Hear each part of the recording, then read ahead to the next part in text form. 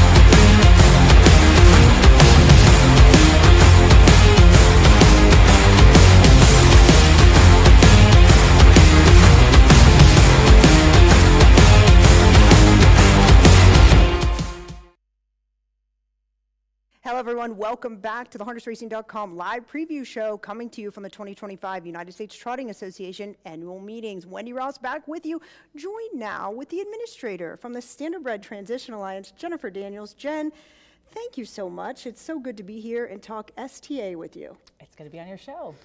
Yes, and you know what, here, it's always good to see you in this second weekend in March as you become such a familiar face here at the annual meetings, of course, when we talk about the Standardbred Transition Alliance. What it's so interesting to think, we just started it, goodness, it's already been all the way back in 2018. Time just seems to fly, and I know that aftercare within your career has been such a big thing for you. What has it meant for you to have aftercare play such a big part for you?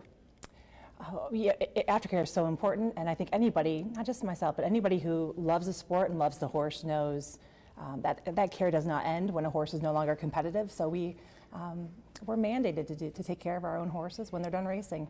And we want to, of course, so it's important. And it's so great to watch these athletes on the track and then to watch them, you know, when they get to a good home and of course with the STA giving the money to the accredited organizations. But let's talk about the STA. The Standardbred Transition Alliance, or we call it the STA, is a nonprofit organization with federal 501c3 status whose mission is to accredit, inspect, and award grants to approved organizations that acquire, rehabilitate, train, and rehome standardbreds. So that's right. Basically, that is your mission statement right off the website. Yeah, that's it. And when doing that, you know, some of the things that come with it, what do you think is the main role for the STA?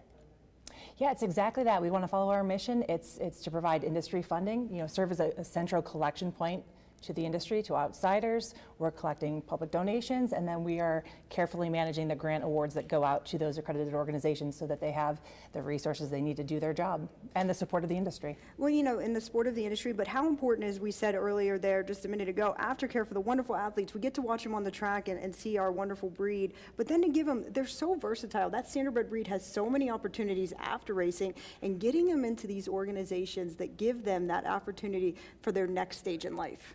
Yeah, the breed sells itself, right? They're a great breed, so many great attributes, and it's usually no problem to find homes, and our organizations tend to move horses pretty quickly along through to find a qualified adopter. So it's an easy breed to work with in terms of adoption. The STA board has such a strong passion for the betterment of the standardbred breed. Tell us exactly you don't have to go through the whole board. We won't make you do that. But just tell us the kind of, created back in 2018, what is that mission behind the board and some of the key players on it?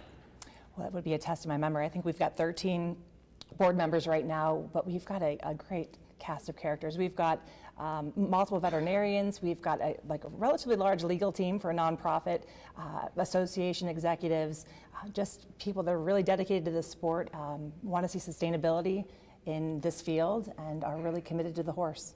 Yeah, led by President Dawn Marine, who was recently elected here into 2024 to take presidency here in 2025. He is so passionate about aftercare, and it's a great person to have in that presidency role. And he gave a great presentation today to the full board.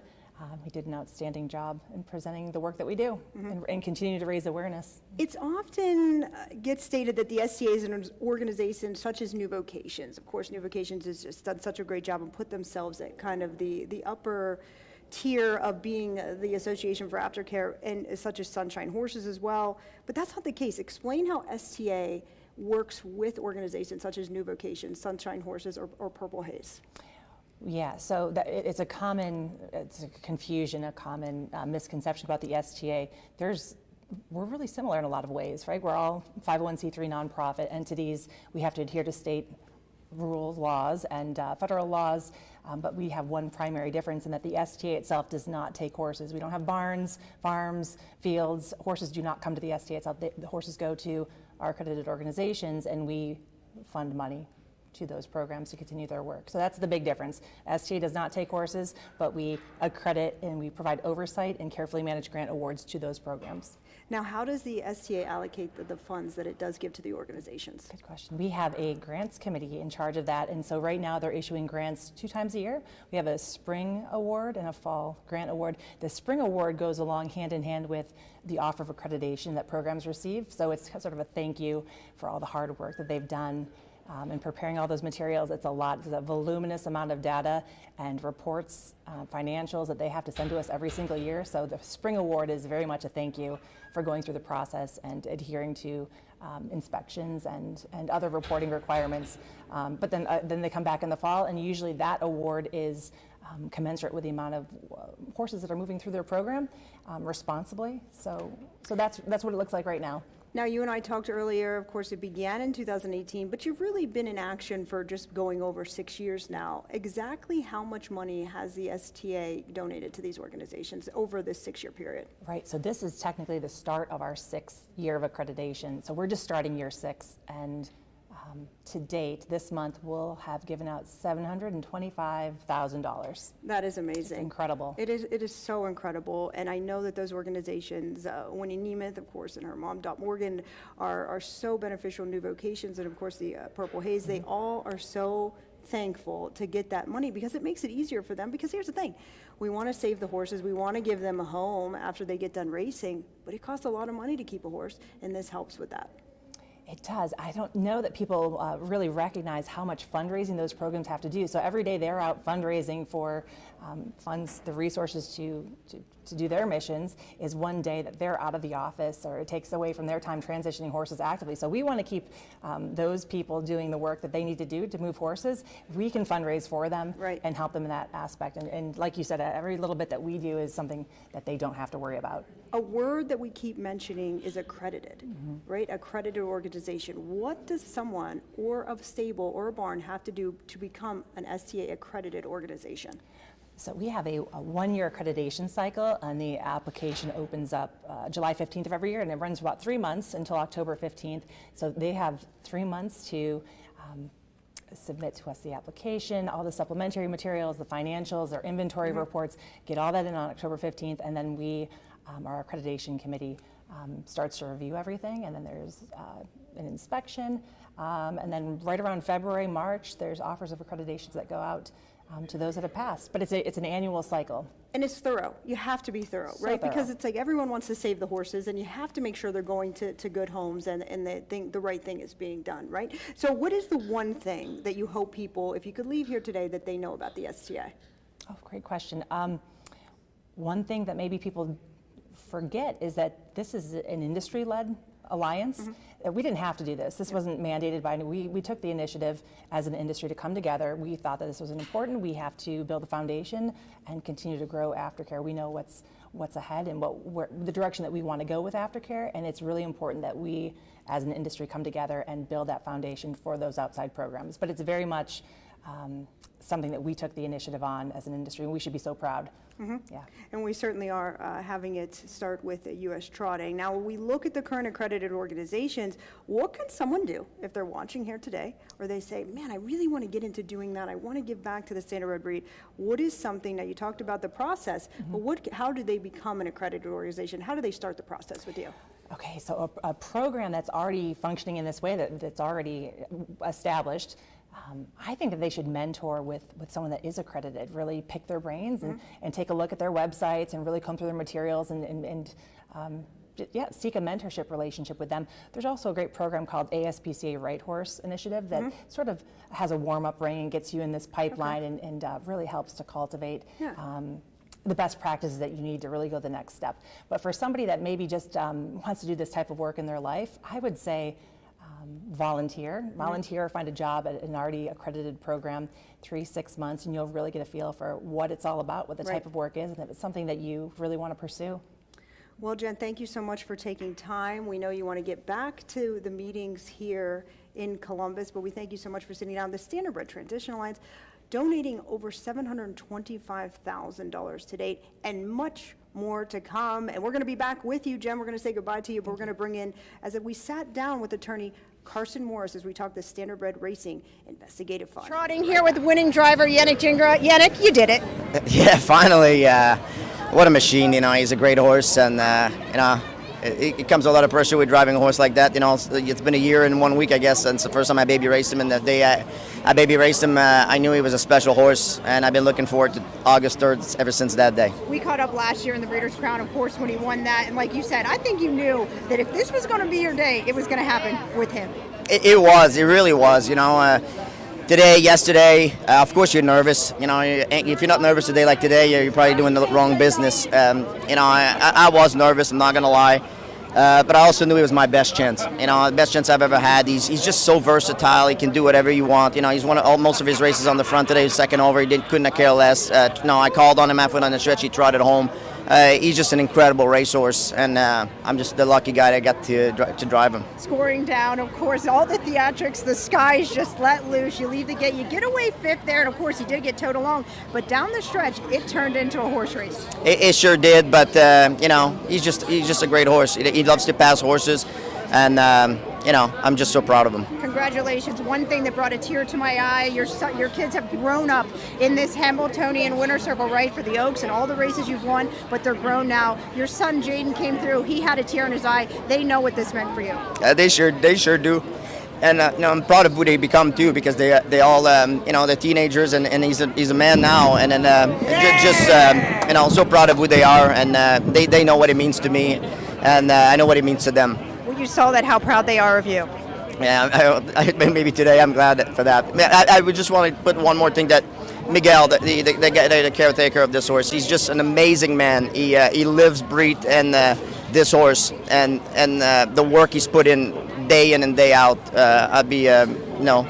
It's about him. That guy did a great job. And all the great horses you get to drive, those caretakers are so important. Absolutely, all the time. Yannick, congratulations. Thank you. You're driving the 2 Ideal San Leandro, a horse that you've never driven. Back with you here in Columbus, Ohio for the HarnessRacing.com live preview show. We sat down with attorney Carson Morris as we talked about the Standardbred Racing Investigative Fund. By attorney Carson Morris.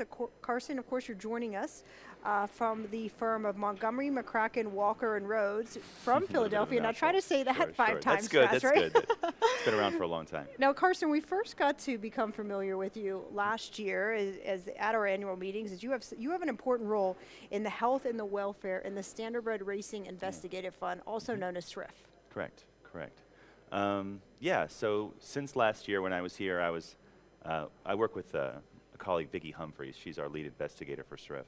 And we were kind of having a joke. She was asking me, well, what did you do last time you came? And I remember being in my hotel room tonight, still kind of trying to figure out exactly what SRIF could do and how it all fit into the rules. So a year ago, it was still somewhat experimental. I had met with Russell, in the months leading up to that. I had developed a close relationship with TC and some of my friends at the USTA, handling some legal matters for them in Pennsylvania. And, we sort of broke down the rules, talked about some of the issues that had been in the standardbred industry. I grew up in a horse farm in Kentucky, so I have a background with a commercial breeding sort of perspective. And we took a fresh look at everything and thought about, ways that we could pursue enforcement and investigations that were a little different than what the USTA had thought about before.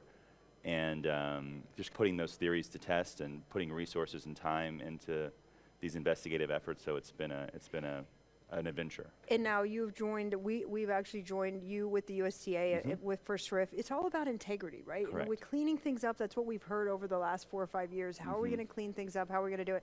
And this is just a big act to just help to that and regain and build the integrity of the sport. Yeah, absolutely. So, and where it sort of starts with is really where the USTA's greatest responsibilities and powers are within standardbred racing. So it's really all about the registry. They control the registry.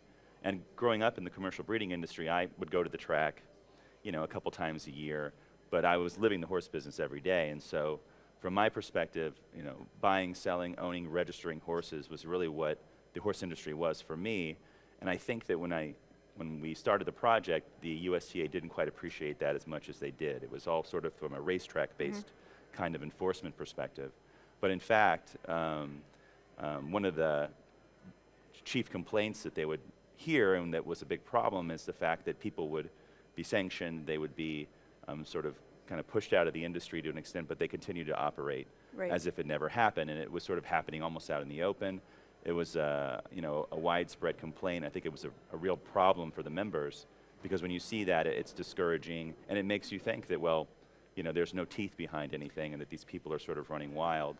And so it was through looking at the registry, looking at the power that the USTA had over the ownership of registered standardbreds, and the way that that authority and that responsibility in the industry was really what we focused on. And then that was what led us to be able to start doing investigations and enforcing that aspect of the rules, which really had kind of, I think, gone neglected for a very long time. Now, when we talk about authority, one thing we've mentioned throughout our shows here this weekend is what the USTA is capable of and what we're not capable of. Now, how does SRIF fall into that authority figure of something we are capable in helping the integrity of the industry? Sure. It's really sort of off the track. I mean, I think, we don't, and this has been something that's been, I think, embraced by Joe in particular, is that we don't want to really interfere so much with the jurisdiction and the authority of state commissions, and that really is really all about the tracks and drug testing. There's integrity.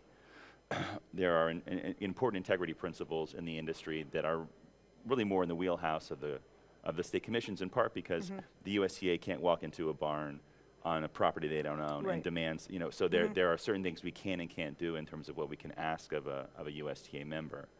And so what we're really focused on is sort of allowing the state commissions to do their job. We work with them. We have great relationships with the state commissions, and we certainly support them in their work and are willing to offer resources and so forth in what they do. But also, we're trying to fill a void where the state commissions don't really have any authority. I mean, they don't control the registry. They don't really concern themselves with what happens on who owns a horse, how a horse is sold, the ownership arrangements, bearding arrangements obviously is a big focus of what we do. So that's kind of how it all came together. It was sort of allow the commissions to do their good work, support them in their work, but then otherwise step into this important part of the integrity of the industry and actually start doing something there where even if a commission wanted to, they probably couldn't, because it's a part of the industry that really is exclusively in the control of the USTA. And that leads to my next question as far as the structure of SRIFT and the processes. You kind of just said that, right? So what do you think ultimately is the structure? Where you guys, you start when you're thinking about or looking into an issue? How do you start and where do you take it from there? Sure. So SRIF is a 501c3, so it's a nonprofit. We have what's called an alliance agreement. So we basically have like an attorney-client relationship with the USTA. It's almost as if the USTA would hire SRIF or a law firm to do work on its behalf. And so we work in collaboration with the USTA. The structure is there are representatives from either organization. We get tips. We follow investigative leads. At some point, information will come to us, and we make a decision collectively about whether it's something that we would want to devote resources to and focus on. And there's a whole bunch of different rationales that go into that. So ultimately, once there's a decision that this is something we would want to pursue, there's sort of a formal vote by the two organizations, and then a file is formally opened, and then we take it from there in terms of pursuing the investigation. So that's how it happens. Now, as far as what we said we transpired over the last year, how are things been going? Have you found out some issues? Yes. Have we found out some things? Yeah. Now, we don't want to talk about I know, too much, I but can't yes. talk about too much. But yeah, it's been pretty remarkable. And that's another thing. When I was, after we had sort of a launch last year to an extent, then it was like, oh God, here we go. We have to actually go out and get something done. But it's gone really, really well. The key is my colleague Vicki Humphreys is just extraordinary. She's a former FBI agent, so having her as a partner has been amazing. It's been well received by the membership, I think, and it's gone really well. I think we've been able to do some things that even I'm frankly surprised at in terms of how effective the investigations have been. We have been deeply committed to bringing a high degree of professionalism. So all of my work product, all of Vicki's work product, it's as if we're functioning as a federal or state prosecutor in terms of the fairness and the thoroughness and the that's the principle we try and bring to everything that we do. But it's gone great. I think it's. I'm very happy. I'm excited for this weekend. Well, so it's been a lot of work we've been putting into this. And it's kind of a perfect storm. You with your horse racing background, and then with your Yeah. criminal litigations and investigative background there. It's like you were the perfect fit for the job. Of course, you and Vicki teaming up there, along with U.S. Trotting. What do you think are the short and long-term goals overall for SRIFT? I think the short-term goal is I would say it's sort of to show the membership that the USTA is serious about enforcement and showing them that we can get results and that we are taking these kinds of things seriously. And it goes back to my comment earlier about, people look around and they're seeing people seemingly violating the rules on a daily basis, operating in a way that's flaunting effectively the USTA's rules.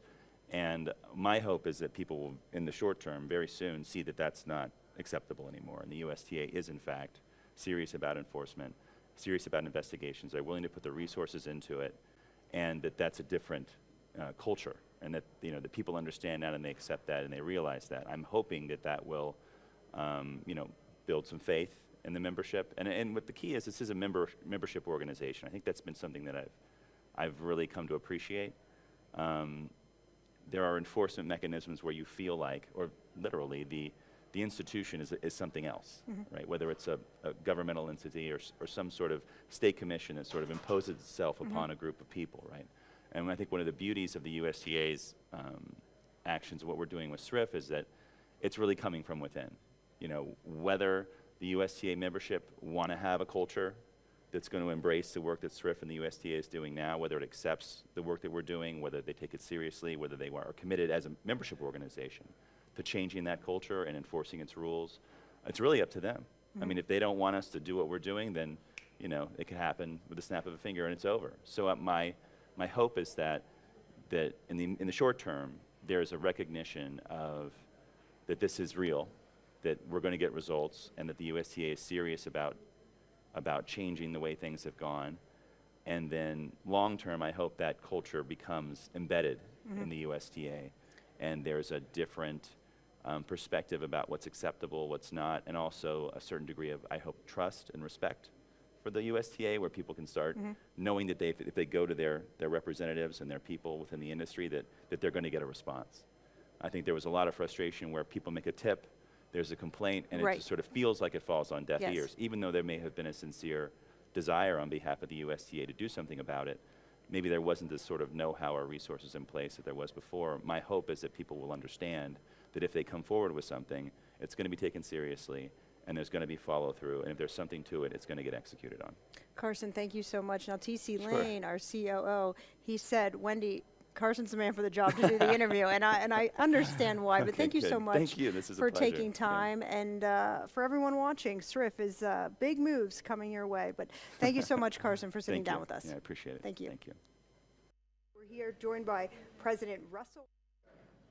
We say thank you to attorney Carson Morris for sitting down with us. We're going to take a short break, and we'll be right back with our very own. Talk about his sire, Timoko, a horse that you've got a lot of history with, that's got a lot of great memories for you. Yeah, a horse that we raced here one time, was second in international one time. So yeah, Timoko was a great horse. He was a super war horse. You know, he was always doing good. He winning 2 times the Elite Cup and everything. So yeah, driving a son of him is also a pleasure because many of his sons they are a little bit familiar to him. Timoko, what a great horse he was. Now, any characteristics that you've seen in a horse like him, you said he's tough, a war horse. Have we seen that trickling down into the offspring?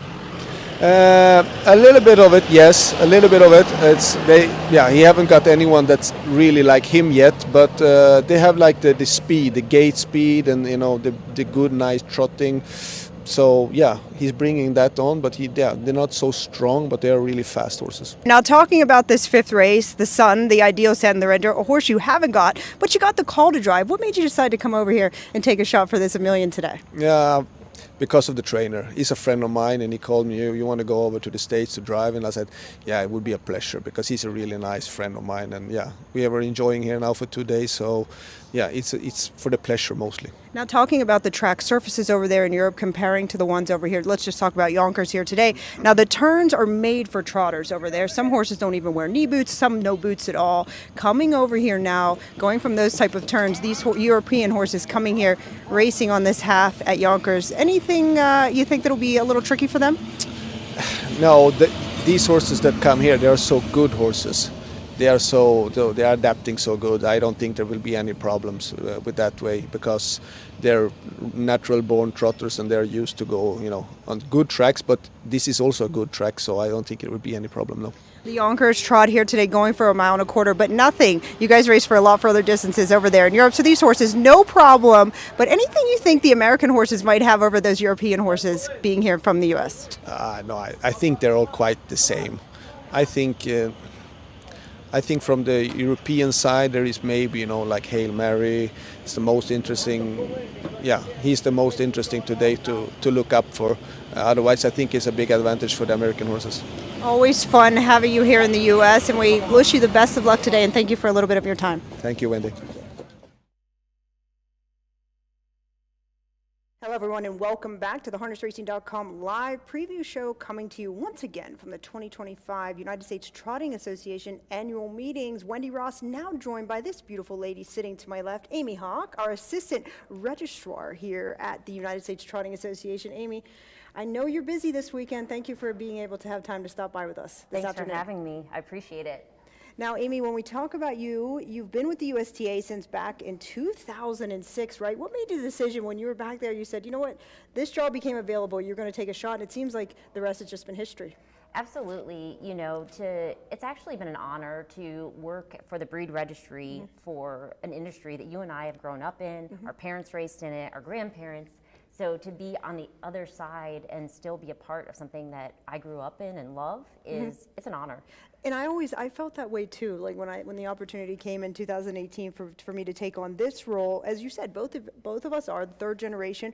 We're horsewomen, we're breeders. You're a breeder. I've not got into the breeding aspect yet, but owners here and just here, you know, mainly in Ohio. Just what has that meant for you to just be able to be in the industry, like you said, and to keep being in it, as I know you have some horses you race as well? Yeah, it's meant everything to me. You know, to be given the opportunity back, gosh, it's even hard to say, 18 years ago, you know, Kelly Rucker Ford gave me an opportunity, and I felt like it was an opportunity for me to really make something and maybe make a difference. You know, I've been on both sides of it. So for TC then to give me the opportunity to be the assistant registrar, it's a dream come true. Now, when we talk about that, when I get emails from things that I can't solve, right, because I have my lane and everyone has their lane, but someone will email me or they'll call me, and I said, and you know what, you're my go-to girl, right? You're my go-to. As TC wears all the hats, but as far as you're right there. And I say, let me give Amy an email. So how many emails have you got from me saying, okay, Wendy, let me handle this for you? I've lost count, but Right. you know, it's job security, right? Yeah, exactly. You know, I know that people need me, and I feel like I'm lucky enough to be able to help so many people. And that's probably one of the best things about my job that I love. And I was just going to ask you, what do you think about our members? What do you think is a favorite part of your job? And you said basically just helping the members, right? Yes, yeah. You know, the bottom line is we're a call center, we're a member service organization, and I think the fact that our group of 7 ladies, including myself, to serve, you know, nearly 20,000 members and non-members alike, I think it's a task, and I think we do it flawlessly. Now, when you talk about the ladies on your team, it's up to 7 now because we keep growing and growing, which is such a great thing. Everything from registration, you guys handle entries, transfers, everything like that. What do you think makes each of them special and such a big member of your team? You know, I think one thing for us is every single one of them right now on our team has worked in our industry at some point or some level. I only have one that hasn't, but she's been with us for so long that I don't think you would know any different. You know, she picked up on it, she knows, she understands like the urgency that there always is with our industry, and I think that's what we thrive on. I think for me, when the team and I are out on the road, of course, you know, you see us at all the events, and we're there to promote the events when we're there. But one thing for me, and I know as far as Kyle and Cheyenne, we always say, the ladies in member services, they're the glue. They get everything done behind the scenes, and I truly, truly mean that. I can't give them enough kudos. You know, there's some crazy times of the year, and they definitely hold under the pressure. And, you know, I don't think you would ever see a slope in service, or, you know, we do an outstanding job. You know, the call center that I mentioned before, you know, it's the national average, like, call center, it's, if you answer the calls 70% of the time, you're hitting a mark, and that's acceptable. Not with us. We're answering calls at over 93% all the time. And if you might not answer it on the first thing, call back, Absolutely. right? And you're going to get, Yes. they're going to get somebody for sure. What do you think over the years has been the proudest moment for your team? Just that right there, that percentage is something super to be proud of. That's something to be proud of. I also think too, anytime we help somebody and we get a thank you and they're sincere, I mean, it's a job well done, and I think we celebrate those moments. Is there ever been a problem that you guys can't solve? And I don't want to knock on wood because I don't want there to become one, but is there anything like that someone calls one of our members that says, Amy, can you help me? Is there anything that you can't do? I feel like you would do anything you could to help our members. We do. We absolutely try to do whatever we can to help out, you know, the caller on the other end. You know, there are, you know, we do have rules, we have guidelines that we have to follow, but we will do absolutely anything we can to make sure, you know, whatever you need is getting done. When I think about some of the calls and the things you ladies have to deal with, is there anything that's been really crazy weird over the years or monumental that sticks with you? So, I mean, the amount of calls, it's crazy, and I've heard a lot of different scenarios, I'm not gonna lie. But I will say that I think one of the craziest calls I ever got, it was actually not that long ago. I had a gentleman call me, he was from Indiana, and he said, my horse just raced, and he paced his mile in 1:52 and 3, and he asked me how fast his horse was pacing, like how fast he was going. Yeah. And I'm like, well, if we were going a 2-minute mile, I could tell you he went, you know, 30 miles an hour. But I had to Google search it to find out that it was like he averaged like 34 miles per hour, something like that. It was the craziest thing. I was like, that is the first time anybody has ever asked me that. But the funny thing is, you Googled it. You I said, did. let me figure this out for you, right? You did. And we do that a lot, actually. You know, you would be surprised the amount of calls that don't actually have to do with the USTA, but we don't, we don't turn them away. We get them an answer. We find an answer for them. Like, that's our goal.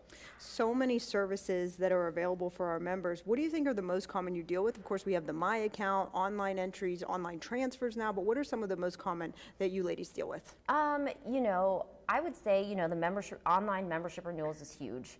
Anytime, we're open Monday through Friday, 8 to 4:30, excluding holidays. Our industry never stops. You know that. So any of our online services, I think, has been a game changer. From everything, membership renewal to online entry to the recent, online transfer. I think being able to provide a service to our members, even when we're closed, is a game changer. Now, I don't know about you, and we talk about all the online things that we offer and all the capabilities, but I don't know, I'm old school. When I call in, I need to talk to someone. I need somebody on the other line to just be there and be like, Wendy, what can I do for you? And I think with you guys having that 93%, which is just so amazing, that percentage call rate that you guys will help, I feel like a lot of our members are in my category as well, where they need to hear that voice on the other end of the line. They are, and I think they're used to that. They know, that they're going to call, they're going to get somebody, they're going to get an answer, they're going to get it taken care of, and I appreciate it, and I love it, and I wouldn't want to, I wouldn't change a thing. And that makes me lead to something we talked about earlier, but the last question, and then we talked about other breed organizations, myself dabbling in the quarter horse world, and I called the AQHA to become a member, and it was, it took me a while to get through, and I remember hanging up the phone last spring and saying, this isn't like our member services, but I think, and you would agree, that you would put our member services up against any other breed in the world. Hands down. I had the privilege of going to the National Pedigree Livestock Council meeting this past spring in Texas, and it was in Amarillo where, quarter horse is, and I was shocked. When you talk about a membership, we say 20,000, they're talking over 200,000. Right. And their member services department is like, I think it's almost 50 people. We're 7. Right, yeah. But I would put my team up against any customer service team. And I second that, Amy. But thank you so much. I know you got to get back at it. You're busy here. Of course, you were in the registry committee yesterday, so you were busy doing that. And thank you so much. And thank you to you and your team for all that you do. I truly feel like you are the glue for us. So we're going to let you go, but thank you so much. Thank you, Wendy. Thank you. We're going to be right back with you. Make sure you join us as we come back with a sit down with the guy that does it all here at the United States Trotting Association, our president. Memorable horse that you were able to oversee for Brittany. Art's Place. I bonded with him as a foal for some reason. I can't tell you why. Just his personality. He was a loner. He was the leader of the pack, but only by example. They followed him everywhere. If he walked in the shed to eat, they all moved out of the way. Wasn't a mean horse, but I just fell in love with him from the very beginning. And we had some really good times together. It's like Art's Place. He's had 60 plus foals that have won $1 million on the bottom. Art's Place has been the best broodmare sire in the history of the sport, like Albatross was before him. And I believe Captain will be in that realm in the next decade or two. When you see a lot of these new breeding farms coming in the last 4, 5, 6, 7 years, what do you think, though, always put Brittany ahead and has made him just the top of the game? Well, and there's an element of luck in everything we do in life.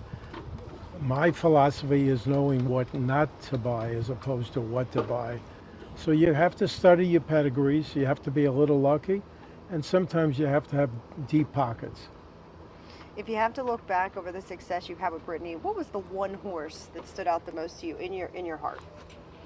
Well, I'll go back to Leah Almhurst. I was there by myself and I bought her with one bid, and she turned out to be a phenomenal mare and only had 2 daughters before she passed. When we talk about Brittany Farms, we're not really closing down Brittany Farms. The land, the farm itself, that operation is closing. But George, and you're going to take a step back and you're retiring. Your wife Leah is still going to be involved though, right? It's not like we're closing down. We're just changing. George is still involved heavily just through other people. Well, yeah, we sold the farm or the yearling farm to Marvin Katz and our partner.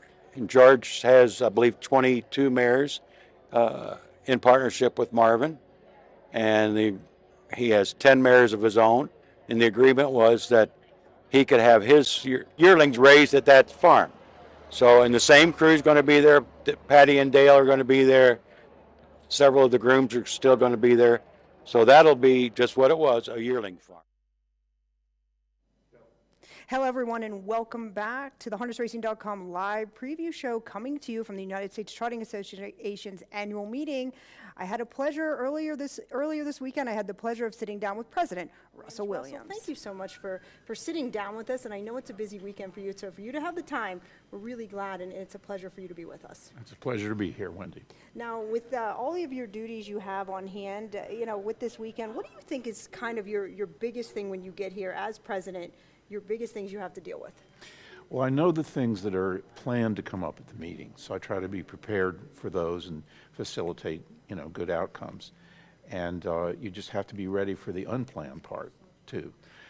With a staff as excellent as we have and a board as excellent as we have, the unplanned things tend to be beneficial. Now, Russell, a little bit of fun facts that a few of you might not know. You're the president and the CEO of the 2024 Breeder of the Year Hanover Shoe Farms, located, of course, in Hanover, Pennsylvania. You have to be proud of that, and congratulations on that 2024 success. Thank you. It's happened before, but it never gets old. It certainly probably never gets old, right? And so many great stallions, and congratulations on that great mare. Now, you're the trustee of the American Horse Council, the Harness Racing Hall of Fame, president of the Hanover Shoe Farm Foundation for Excellence, director of the STA, of course, the Standardbred Transition Alliance, and newly the secretary and treasurer of the Standardbred Racing Investigative Fund. I think it's easy to say you truly love the Standardbred breed and all of the involvement you have in it. Well, I just get up in the morning and do whatever needs to be done the most. There's always something to be done, right? Yeah. Always something that needs done. Now, in 2016, of course, we lost our beloved president, Phil Langley, and the presidency came about here in 2017. What made you say, out of all the other things I do, you're going to throw your hat in the ring, run for president of the USTA in 2017? 8 years later, the rest has been history.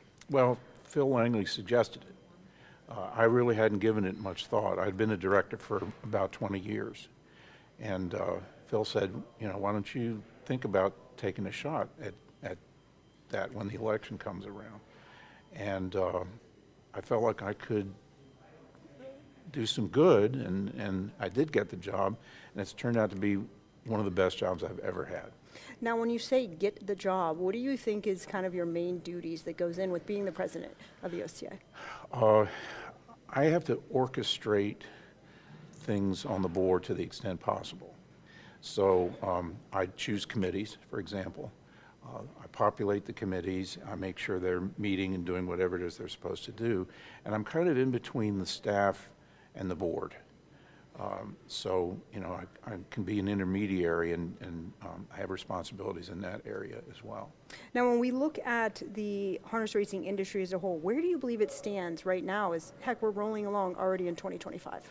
Well, it's in a pretty good position. We are an industry.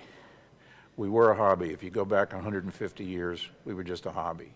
Everyone knew horses in those days. Horses were culturally relevant, but there was no industry. When the pari-mutuel wagering came in and some of the other economic things that we've been able to bring about, then you have the high amount of employment, the great value that racing gives back to the general economy, and of course the position that we have taken in agriculture. And so those are the things that make us an industry rather than a hobby. Now, we have to be careful because as your cultural relevance changes, you can stop being an industry and return to the hobby level. And I don't think the members want that to happen.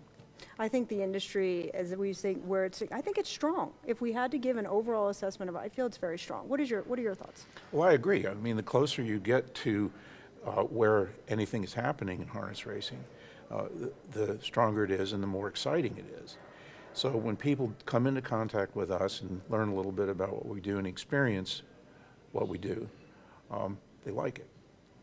And it's all about, people always say, how do we get new people? How do we get new fans into harness racing? I feel like it's the same recipe. The recipe works, but it is about getting that new fan and getting our product outside. What do you think as far as when people say, how do we get new people into this great sport that we love? Well, we've always talked in terms of how do we get people to come to the track, but maybe we should look at it the opposite way. Mm-hmm.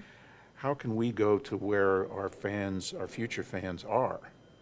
Where might they be? Well, I think they're on the internet. Mm-hmm. So if we can sort of reinvent ourselves and develop a useful presence on the internet and take our show to them, I think we'll see a big difference. When people talk about the USTA and their expectations of what we're capable of, but what we're really, versus like what we truly are capable of, what do you think, what is your message to the members on what we can do and what we're really able to do? Well, we're not law enforcement, so we can't go out and arrest the bad guys. We can investigate them, and we've been doing a little bit of that. We're not regulators, so we can't call positives, we can't do a lot of the things that the racing commissions are intended to do.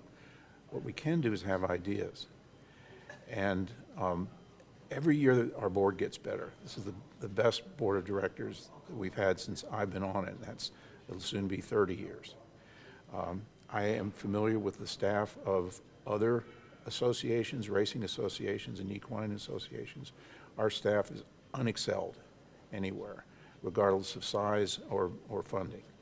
So we're the right people to have ideas and set them in motion and see that they're carried out. You can't stand in the way of a good idea for long. The big conversation the last few years, as you said, about the integrity and putting a stop to the misleading information, cleaning things up. That's always been the big conversation the last couple of years. How do you think that we're doing that? Well, I think that the USTA has been acting as a clearinghouse for information. If we get a tip, some information like that, we pass it on to the appropriate state racing commission. It's been difficult to get law enforcement interested in racing until recent years. The big prosecution in the Southern District of New York, I think, was a turning point. I am told that the FBI has agents that are assigned to racing now. And so getting prosecutors to make the prosecutorial decision and actually step in and act on these things is key. We're starting to succeed with that. Now, when you think about the world of horse racing and how it's perceived right now, it has its ups and downs, it has its highs and lows. How do you think it stands right now in the perception of not only our members, but maybe the world? Well, to us, of course, it's central and very important. To people in government, they don't care about racing. Congress, the state legislatures, it's very low on their list of priorities. So we have to make more noise. We have to bring ourselves to their attention, and we have to make sure that the agreements we have in place that allow casino gaming, racing, and tax benefits to coexist, that those are maintained. When you are here at the meetings this weekend and each year, as they seem to go by so quickly, what is the message each year that you hope to convey to your 59 directors? We tend to hear the discouraging, negative stuff. That bad news travels fast. Mm-hmm. And I would tell my directors, don't get discouraged. Don't let that dominate your thoughts. What we have to do, we have to be like the best horses we've ever seen. A few horses, when they're in a race, they're looking for a way to win. Mm-hmm. And they find a way to win. They're great horses. Even when things go against them. Yes. So we're going to hit some adversity, but we can still win. So leaving the meetings this year, which you will on Sunday, of course we met Friday and then Saturday as well, and then we'll break on Sunday afternoon. What is your message for all of our members watching, and of course for your directors, leaving this year? What is your message to take forward in 2025? Well, the members it seems to me, more and more getting involved. The fact that we have email now makes it so much easier mm-hmm. to write to somebody. So let us hear from you, mm-hmm. because we can't have all the ideas, and we don't always know what people's concerns are in any given place. So get involved. But I think as far as the directors, the USTA, and of course you yourself, nothing matters to you more than the great breed of the Standardbred in our harness racing industry. Correct. Russell, thank you so much for being with us. It's always a pleasure. Glad we got to sit down with you. We know you have a really busy weekend. Thank you so much. Thank you, Wendy. A very special thank you to our president, Russell Williams. Well, that's a wrap for us. We hope you've enjoyed the shows this weekend. Make sure to tune in all season long, as we'll be with you live from racing events throughout the 2025 season. Make sure to catch the meeting recaps at ustrotting.com. Farewell for now. Until next time, good night.